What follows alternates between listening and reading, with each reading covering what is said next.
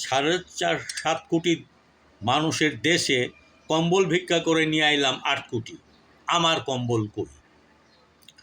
এই হলো বাংলাদেশ, এই হলো মুক্তিযুদ্ধের বাংলাদেশ। মুক্তিযুদ্ধের বাংলাদেশের প্রথম প্রধানমন্ত্রী চিৎকার করে বলছেন যে আমার দেশের মানুষ হলো 7.5 কোটি, যুদ্ধ বিধ্বস্ত দেশের পুনর্গঠনের জন্য আমি ভিক্ষা করে চায়ে মাঙে নিয়ে এলাম 8 কোটি কম্বল, আমার কম্বল কই? মানে প্রেসিডেন্টই যে বরাদ্দ প্রত্যেকটা মানুষের মাথা প্রতি অন্তত একটা করে কম্বল যাবার কথা ছিল, সেই কম্বল কিন্তু গেল। আচ্ছা, এরপর আমাদের ব্যারিস্টার সুমনের কাছ থেকে শুনলাম যে সংসদে যে এমপিরা যান তাদের বেতন কত, তারা কি পরিমাণ বরাদ্দ পান। প্রথম 3 মাসে ব্যারিস্টার সুমন এমপি হিসেবে 2 কোটি টাকা থোক বরাদ্দ পেয়েছিল, যার হিসাব কাউকে দিতে হবে। এসব হিসাবের কথা এমপি বলেছে। এরপরে হাসনাত আবদুল্লাহ তার জবাবদিহি পেজ ওপেন করলো, তার এলাকার উন্নয়ন কিভাবে কি করছে, তার কাজ ইত্যকার বিষয়ে জনগণের কাছে সে জবাবদিহি করবে, এই কমিটমেন্ট নিয়ে দিয়েছিল নির্বাচন ক্যাম্পেইনের সময়। নির্বাচিত হওয়ার পর হাসনাত আবদুল্লাহ সে জবাবদিহি পেজ ওপেন করলো ফেসবুকে, এবং জবাবদিহি পেজে কত কার্টুন খেজুর বরাদ্দ পেয়েছে এই কথাটা বলাতে একটা হইচই পড়ল। তাহলে যে বিষয়গুলো দেখা যাচ্ছে যে সরকারের বরাদ্দ আসে জনগণের জন্য, এবং এই জনগণ সেই বরাদ্দ থেকে বঞ্চিত হয়। এই বঞ্চিত হওয়ার বিষয়টা আজকে না, এটা সেই শুরু থেকেই আছে। ঠিক তেমনি হাসনাত আবদুল্লার পথ ধরে আমাদের রংপুরের মিঠাপুকুরের রংপুর 5 আসনের এমপি অধ্যাপক গোলাম রব্বানী বলল যে প্রধানমন্ত্রীর ত্রাণ তহবিল থেকে শুধু সরকার দলীয় এমপিদের এলাকায় ঈদ উপহার হিসাবে কাপড় বরাদ্দ দেওয়া হলেও বিরোধী দলীয় এমপিদের এলাকায় সেই বরাদ্দ দেওয়া হয়নি। কেন এই বৈষম্য?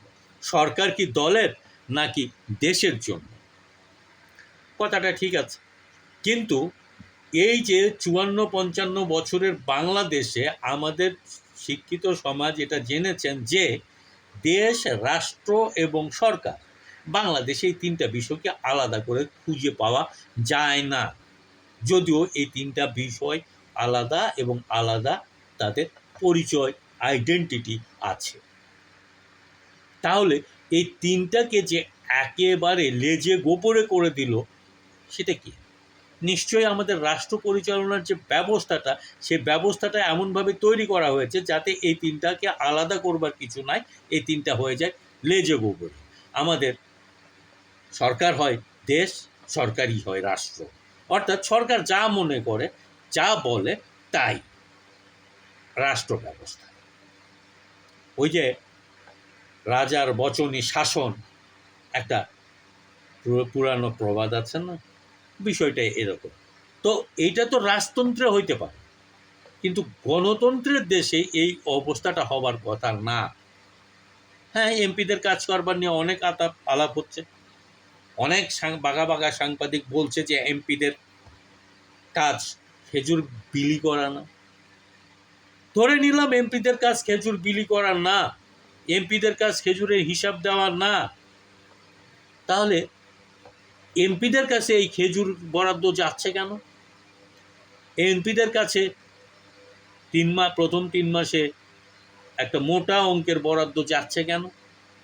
আবার বিরোধী দলীয় এমপি কেন অভিযোগ করছে যে ওরা পেয়েছে, সরকারি দলীয় এমপি পেয়েছে, আমরা বিরোধী দলীয় এমপি পাইনি? এর পেছনেই বা কারণ কি?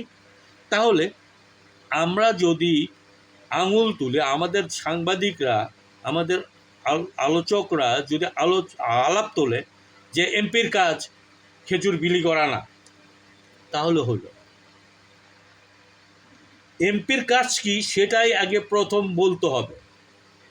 বাংলাদেশের রাষ্ট্র পরিচালনার বিধান হিসাবে, কার্যপ্রণালী বিধি হিসাবে এমপিদের কাজ কি, কিভাবে এমপিরা এখন কাজ করে, সেই বিষয়টা সবার সামনে আনতে হবে। এ বিষয়ে তো সন্দেহ নাই যে এমপিরা বাংলাদেশে নয় করতে পারে, ক্ষমতার দাপট দেখাতে পারে, যা ইচ্ছা তাই করতে পারে। কারা পারে? যারা সরকার দলীয় এমপি তারা পারে।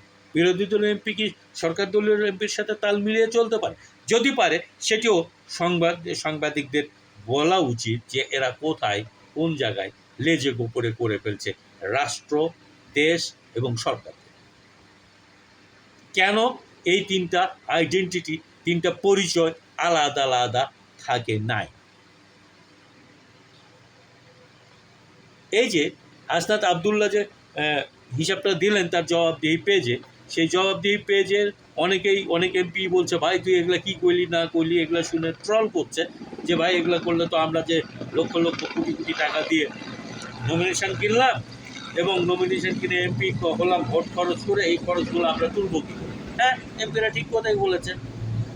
কারণ যখন নমিনেশন বাণিজ্যের ব্যবস্থাটা থাকে তখন এমপিদের নিশ্চয় বাণিজ্য করার ব্যবস্থা হতে পারে, কারণ পুঁজির ধর্মই হলো সে যে হয় ক্ষয় করবে নতুবা প্রফিট করবে।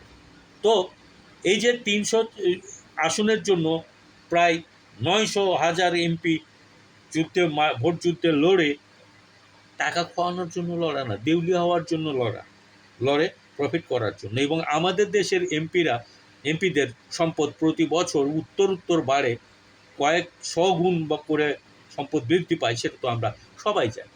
এই সাংবাদিকরাই আবার আমাদের বলেছে। তাহলে এই তিনটা বিষয়, সরকার, দেশ, রাষ্ট্র, এই তিনটা বিষয় আলাদা আলাদা পরিচয় নিয়ে, আলাদা আলাদা আইডেন্টিটি নিয়ে দাঁড়িয়ে থাকবে, সে ব্যবস্থাটা আগে নিশ্চিত করতে হবে।